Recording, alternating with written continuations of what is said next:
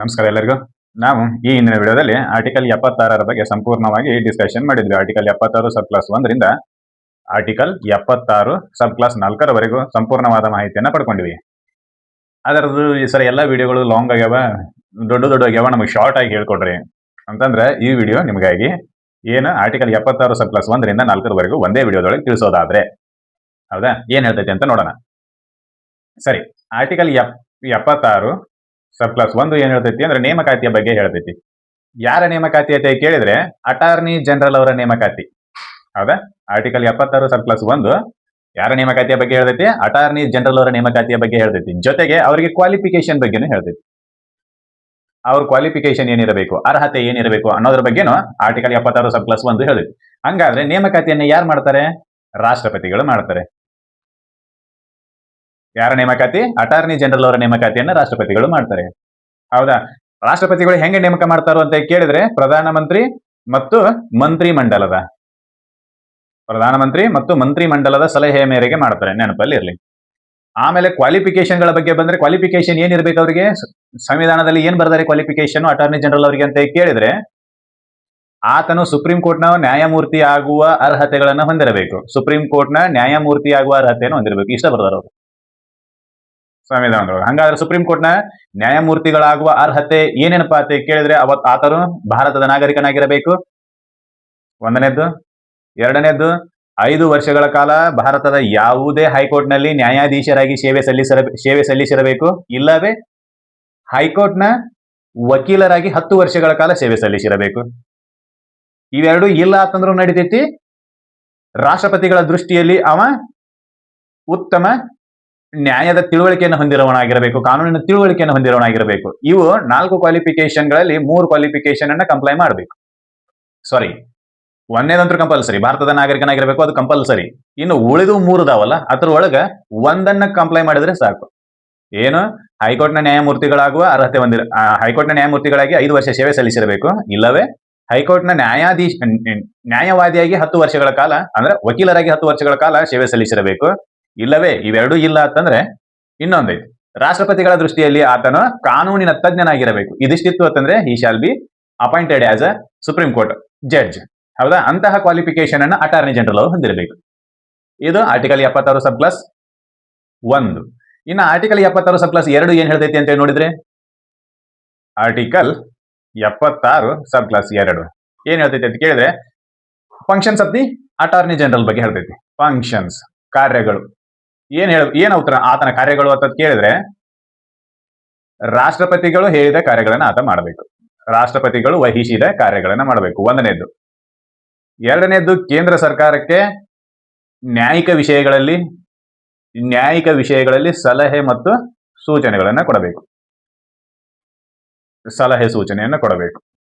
ಇನ್ನು ಮೂರನೇದ್ದು, ಸಂವಿಧಾನ ಹೇಳಿರ್ತಕ್ಕಂಥ ಅಥವಾ ಕಾಲಕ್ಕೆ ಕಾನೂನಿನ ಮೂಲಕ ವಹಿಸಿದ ಕಾರ್ಯಗಳನ್ನ ಆತ ಮಾಡಬೇಕು. ಕಾನೂನಿನ ಮೂಲಕ ವಹಿಸಿದ ಕಾರ್ಯಗಳನ್ನ ಆತ ನಿರ್ವಹಿಸಬೇಕು. ಯಾರು? ಅಟಾರ್ನಿ ಜನರಲ್ ಅವರ ಕಾರ್ಯಗಳಿವು ಏನೇನು? ರಾಷ್ಟ್ರಪತಿ ಹೇಳಿದ ಕೆಲಸವನ್ನ ಮಾಡಬೇಕು, ಕೇಂದ್ರಕ್ಕೆ ಯಾವಾಗಾದ್ರೂ ನ್ಯಾಯಿಕ ವಿಷಯಗಳಲ್ಲಿ ಆತನ ಸಲಹೆ ಬೇಕಾದರೆ ಸಲಹೆಯನ್ನ ನೀಡಲೇಬೇಕು. ಈ shall compel to do that. ಅವರು ಕಂಪಲ್ಸರಿ ಈ ಕೆಲಸಗಳನ್ನ ಮಾಡಬೇಕು. ಜೊತೆಗೆ ಸಂವಿಧಾನ ಮತ್ತು ಕಾನೂನು ವಹಿಸಿದ ಕೆಲಸಗಳನ್ನ ಮಾಡಬೇಕು. ಇವು 3 ಕೆಲಸಗಳು ಅಟಾರ್ನಿ ಜನರಲ್ ಅವರ ಕೆಲಸ. ಇನ್ನೊಂದು ಬರ್ತೈತೆ ಹಕ್ಕುಗಳ ಬಗ್ಗೆ. ಅದು ಏನಪ್ಪಾ ಅಂತಂದ್ರೆ ಆರ್ಟಿಕಲ್ 76 ಸಬ್ ಕ್ಲಾಸ್ 3 ಹೇಳ್ತೈತಿ ಆತನ ಹಕ್ಕು ಏನು ಅಂತೇಳಿ. ನೋಡೋಣ ಏನದ್ರ ಹಕ್ಕು ಅಂತೇಳಿ. ಆರ್ಟಿಕಲ್ 76 ಸಬ್ ಕ್ಲಾಸ್ 3 ಹೇಳ್ತೈತಿ ಏನು? Rights of the attorney general. Attorney general ಅವ್ರ ಹಕ್ಕು. ಏನ್ ಹಕ್ಕು? ಈತ ಯಾರು? ಅಟಾರ್ನಿ ಜನರಲ್ ಅವರು ಭಾರತದ ಭೂಭಾಗದಲ್ಲಿರುವ ಇಂಡಿಯನ್ ಟೆರಿಟರಿ ಭೂಭಾಗದಲ್ಲಿರುವ ಯಾವುದೇ ನ್ಯಾಯಾಲಯದಲ್ಲಿ ಭಾರತ ಸರ್ಕಾರಕ್ಕೆ ಸಂಬಂಧಿಸಿದ ವಿಷಯದಲ್ಲಿ ವಕೀಲನಾಗಿ ಹಾಜರಾಗಬಹುದು. ಇದನ್ನ ಕೆಲಸನೇ ಅದೇ. ಯಾವನು? ಆರ್ಟಿಕಲ್ 76 ಸಬ್ ಕ್ಲಾಸ್ 3 ಪ್ರಕಾರ ಭಾರತದ ಭೂಭಾಗದಲ್ಲಿರುವ ಯಾವುದೇ ನ್ಯಾಯಾಲಯಗಳಲ್ಲಿ ಭಾರತದ ಸರ್ಕಾರದ ಪರವಾಗಿ ವಕಾಲತ್ತನ್ನ ಹಾಕಬಹುದು. ಈತ ಗೌರ್ಮೆಂಟ್ ವಕೀಲ. ಯಾವ ಗೌರ್ಮೆಂಟ್? ಕೇಂದ್ರ ಸರ್ಕಾರದ್ದು. ಸೆಂಟ್ರಲ್ ಗೌರ್ಮೆಂಟ್ ನ ವಕೀಲ ಯಾರು? Advocate general. ಇಷ್ಟೇ.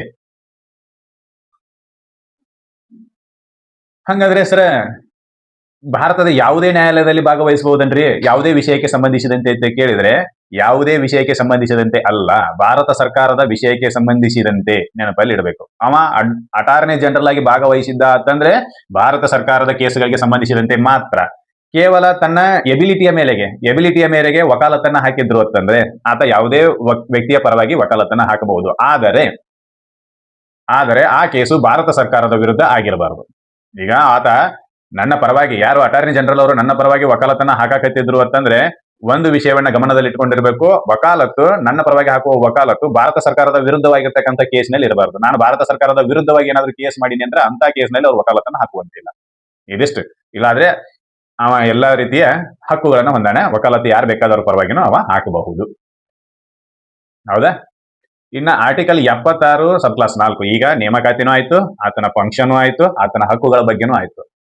ಇಷ್ಟೆಲ್ಲ ಕೆಲಸ ಮಾಡಿದ ನಂತರ ಆತನಿಗೆ ಪೇಮೆಂಟ್ ಕೊಡಬೇಕಲ್ಲ, ಮತ್ತು ಆತ ಎಷ್ಟು ದಿನಗಳವರೆಗೂ ಕೆಲಸ ಮಾಡಬೇಕು ಅನ್ನೋದನ್ನ ಡಿಟರ್ಮೈನ್ ಮಾಡಬೇಕಲ್ಲ. ಎಷ್ಟು ದಿನಗಳವರೆಗೂ ಮತ್ತು ಎಷ್ಟು ಪೇಮೆಂಟ್ ಅನ್ನ ಡಿಟರ್ಮೈನ್ ಮಾಡೋದು ಯಾವ್ದಪ್ಪ ಅಂತಂದ್ರೆ ಆರ್ಟಿಕಲ್ 76 ಸಬ್ ಕ್ಲಾಸ್ 4 ಏನ್ ಹೇಳ್ತೈತಿ ಅಂತ ನೋಡೋದಾದ್ರೆ, ಆರ್ಟಿಕಲ್ 76 ಸಬ್ ಕ್ಲಾಸ್ 4 ಏನ್ ಹೇಳ್ತೈತಿ? ಅವಧಿಯ ಬಗ್ಗೆ ಹೇಳ್ತೈತಿ. ಯಾರ ಅವಧಿ? ಅಟಾರ್ನಿ ಜನರಲ್ ಅವರ ಅವಧಿ. ಯಾವ ಅವಧಿ? ಅವರ ಅಧಿಕಾರದ ಅವಧಿ. ಎಷ್ಟು ವರ್ಷಗಳ ಕಾಲ ಆತ ಅಟಾರ್ನಿ ಜನರಲ್ ಪದವಿಯಲ್ಲಿ ಮುಂದುವರಿಯಬಹುದು ಅಂತೇಳಿ ಹೇಳ್ತೈತಿ. ಎಷ್ಟು ವರ್ಷಗಳ ಕಾಲ ಅಂತ ಕೇಳಿದ್ರೆ ಸಂವಿಧಾನ ಸೈಲೆಂಟ್ ಐತೆ, ಅದ್ರ ಮೇಲೆ ಮೌನವನ್ನ ವಹಿಸೈತಿ. ಆದ್ರೆ ಅದೇ ಸಂವಿಧಾನ ಏನು ಬರಿತೈತಿ ಅಂತಂದ್ರೆ during the pleasure of the president, ರಾಷ್ಟ್ರಪತಿಯ ಇಚ್ಛೆಯ ಮೇರೆಗೆ ಅಧಿಕಾರದಲ್ಲಿ ಮುಂದುವರಿಯಬೇಕು. ಇಚ್ಛೆಯ ಮೇರೆಗೆ ಅಂದ್ರೆ ರಾಷ್ಟ್ರಪತಿಯ ವಿಶ್ವಾಸ ಎಲ್ಲಿಯವರೆಗೂ ನಿಮ್ಮ ಮೇಲೆ ಇರುತ್ತದೆಯೋ, ಅಥವಾ ರಾಷ್ಟ್ರಪತಿ ನೀವೇ ಎಷ್ಟು ದಿನಗಳವರೆಗೂ ನೀವು ಅಟಾರ್ನಿ ಜನರಲ್ ಆಗಿ ಮುಂದುವರಿಯಬಹುದು ಅಂತ ಅನುಮತಿ ಕೊಡ್ತಾರೋ ಅಲ್ಲಿವರೆಗೂ ಮಾತ್ರ. There is no fixed term for the post of the attorney general as like a minister. ಕೇಂದ್ರದ ಸಚಿವರಂತೆಯೂ ಕೂಡ ಅಟಾರ್ನಿ ಜನರಲ್ ಅವರಿಗೂ ಏನಿದೆ, ಪ್ಲೇಜರ್ ಆಫ್ ದಿ ಪ್ರೆಸಿಡೆಂಟ್ ಅಂತೇಳಿ ಅವರ ಥಿಯರಿ ಬರ್ತೈತಿ ಅಧಿಕಾರ ಅವಧಿಗೆ ಸಂಬಂಧಿಸಿದಂತೆ. ಪ್ಲೇಜರ್ ಥಿಯರಿ, ಇಚ್ಛೆಯ ಸಿದ್ಧಾಂತ ಅಂತೇಳಿ. ರಾಷ್ಟ್ರಪತಿಯ ಇಚ್ಛೆಯ ಸಿದ್ಧಾಂತ ಯಾರ್ಯಾರಿಗೆ ಅನ್ವಯ ಆಕೈತಿ? ಮಿನಿಸ್ಟರ್ಗೆ ಅನ್ವಯ ಆಕೈತಿ, ಸಚಿವರಿಗೂ ಅನ್ವಯ ಆಕೈತಿ, ಜೊತೆಗೆ ಅಟಾರ್ನಿ ಜನರಲ್ ಅವರಿಗೂ ಅನ್ವಯ ಆಕೈತಿ. ಇಚ್ಛೆಯ ಸಿದ್ಧಾಂತ. ಹೌದಾ? ಏನಿದು ಇಚ್ಛೆ ಅಂತ ಕೇಳಿದ್ರೆ ರಾಷ್ಟ್ರಪತಿ ಡಿಸೈಡ್ ಮಾಡ್ತಾನೆ. ಅವಂಗೆ ನೀ ಎಲ್ಲಿವರೆಗೂ ಸರಿ ಅನಿಸ್ತದೆ ಅಲ್ಲಿವರೆಗೂ ಅಧಿಕಾರದಲ್ಲಿ ಮುಂದುವರಿತಿ. ಅವಾಗ ಯಾವಾಗ ನೀ ಸರಿ ಅನಿಸೋದಿಲ್ಲೋ ಅವಾಗ ನೀನು ಅಧಿಕಾರದಿಂದ ಕೆಳಗಿಳಿಬೇಕು. ಇದು ಇಚ್ಛೆ. ನನ್ನ ಮನಸ್ಸಿಗೆ ಬಂದಾಗ ನಾನು ನಿನ್ನ ಮನಸ್ಸಿಗೆ ಬಂದಷ್ಟು ಸಮಯದವರೆಗೂ ನಾನು ನಿನ್ನ ಅಧಿಕಾರದಲ್ಲಿ ಇಟ್ಕೊಳ್ತೀನಿ. ಯಾವಾಗ ನನಗೆ ನೀನು ತಪ್ಪ ತಿಳ್ಕೊಂಡು ಬರ್ತೈತೋ ಅಥವಾ ನನಗೆ ಯಾವಾಗ ನಿನ್ನ ಮ್ಯಾಗಿನ ಮನಸ್ಸು ಹೋಗ್ತೈತೋ ಆವಾಗ ಬ್ರೇಕಪ್ ಆಕೈತಿ ನನಗೂ ನಿನಗೂ. ಇದೆ ಅಟಾರ್ನಿ ಜನರಲ್ ಅವರಿಗೂ ಮತ್ತು ರಾಷ್ಟ್ರಪತಿ ಅವರಿಗಿರೋ ಸಂಬಂಧ. ಲವ್ ಅಂಡ್ ಅಫೆಕ್ಷನ್ ಯಾವಾಗ ಬ್ರೇಕ್ ಆಕೈತಿ ಅಂತಂದ್ರೆ ನನ್ನ ಮನಸ್ಸು ಯಾವಾಗ ನಿನ್ನ ಮ್ಯಾಗಿಂದ ಹೋಗ್ತೈತಿ ಅವಾಗ. ಹೌದಾ? ಇದು ಅದನ್ನೇ ಹೇಳ್ತೈತಿ. ರಾಷ್ಟ್ರಪತಿ ಇಚ್ಛೆ ಎಲ್ಲಿವರೆಗೂ ಇರುತ್ತದೆಯೋ ಅಲ್ಲಿಯವರೆಗೂ ಅಟಾರ್ನಿ ಜನರಲ್ ಅವರು ಅಟಾರ್ನಿ ಜನರಲ್ನ ಪದವಿಯಲ್ಲಿ ಮುಂದುವರಿತಾರೆ, ಇಲ್ಲ ಆದ್ರೆ ಮನೆಗೆ. ಹೌದಾ? ಹಾಗಾದ್ರೆ ಇವ್ರು ಎಷ್ಟು ಅವಧಿವರೆಗೂ ಇರ್ತಾರಲ್ಲ ಅಷ್ಟು ಅವಧಿವರೆಗೂ ಪೇಮೆಂಟ್ ಹೆಂಗ್ ಕೊಡ್ತಾರೋ ಅಂತ ಕೇಳಿದ್ರೆ ಡಿಸೈಡೆಡ್ ಬೈ ದಿ ಪ್ರೆಸಿಡೆಂಟ್. ಇವರ ರೀನ್ಯುಮರೇಷನ್ ಅನ್ನ ಯಾರು ಡಿಸೈಡ್ ಮಾಡ್ತಾರೆ, ಯಾರು ನಿರ್ಧಾರ ಮಾಡ್ತಾರೆ ಅಂತ ಕೇಳಿದ್ರೆ ರಾಷ್ಟ್ರಪತಿಗಳು. ಕ್ವಶನ್ ಕೇಳ್ತಾರೆ ಏನಂತೇಳಿ, ಅಟಾರ್ನಿ ಜನರಲ್ ಅವರ ವೇತನವನ್ನು ನಿರ್ಧರಿಸುವವರು ಯಾರು? ಕಾಲ ಕಾಲಕ್ಕೆ ಸಂಸತ್ತು ಕಾನೂನು ಮಾಡುವ ಮೂಲಕ ನಿರ್ಧರಿಸುತ್ತದೆ ಅಂತೇಳಿ ಪ್ರಶ್ನೆದೇ ಇರ್ತೈತಿ. ನಾವು ಓದಿರ್ತೀವಿ ಏನಂತೇಳಿ, ರಾಷ್ಟ್ರಪತಿಯವರ ಪೇಮೆಂಟ್ ಅನ್ನ ಕಾಲ ಕಾಲಕ್ಕೆ ಸಂಸತ್ತು ನಿರ್ಧರಿಸುತ್ತದೆ, ಪ್ರಧಾನಮಂತ್ರಿ ಮತ್ತು ಆತನ ಮಂತ್ರಿಮಂಡಲದ ಪೇಮೆಂಟ್ ಅನ್ನ ಕಾಲ ಕಾಲಕ್ಕೆ ಸಂಸತ್ತು ನಿರ್ಧರಿಸುತ್ತದೆ, ಹಿಂಗೆಲ್ಲ ಓದಿರ್ತೀವಿ ನಾವು. ಹೌದಾ? ಅದು ನಿಜಾನು ಹೌದು. ಆದ್ರೆ ಅಟಾರ್ನಿ ಜನರಲ್ ಅವರ ವಿಷಯಕ್ಕೆ ಬಂದಾಗ ಅದು ತಪ್ಪಾಗಿಬಿಡ್ತೈತಿ. ಕಾಲ ಕಾಲಕ್ಕೆ ಸಂಸತ್ತಿಗೆ ಅಟಾರ್ನಿ ಜನರಲ್ ಅವರ ಪೇಮೆಂಟ್ ಅನ್ನ ನಿರ್ಧರಿಸುವ ಅಧಿಕಾರ ಸಂವಿಧಾನ ಕೊಟ್ಟಿಲ್ಲ.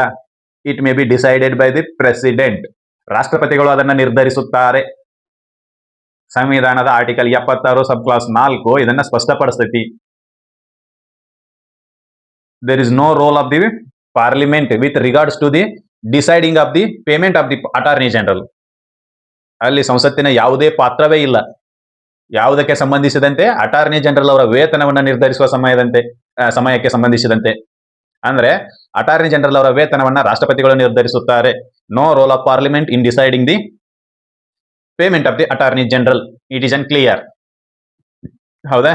ನಾವು ಹಂಗ ಓದ್ಕೊಂತ ಬಂದಿರ್ತೀವಿ, ನಾವು ಹಂಗ ಓದ್ಕೊಂತ ಬಂದಿರ್ತೀವಿ, ಅವರು ಹಂಗ ಕ್ವಶನ್ ಕೇಳ್ತಾರೆ ಏನಂತೇಳಿ, ಅಟಾರ್ನಿ ಜನರಲ್ ಅವರ ಪೇಮೆಂಟ್ ಅನ್ನ ಸಂಸತ್ತು ನಿರ್ಧರಿಸುತ್ತದೆ ಅಂತೇಳಿ ನಾವು ಕಣ್ಮುಚ್ಚಿ ಒಂದು 4-5 ಓದಿರ್ತೀವಿ.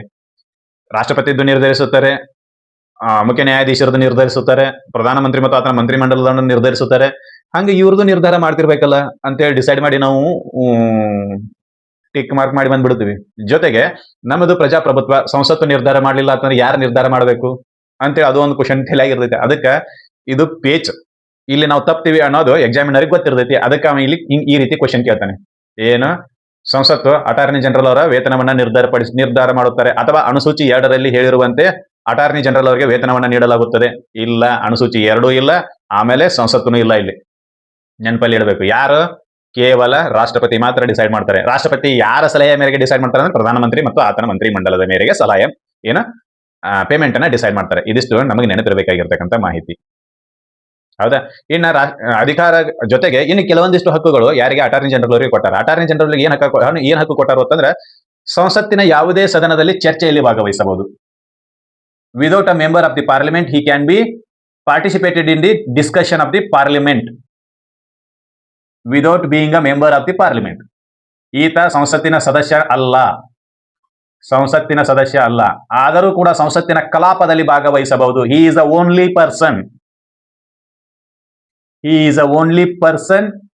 He can be participated in discussion of the parliament session without being a member of the parliament.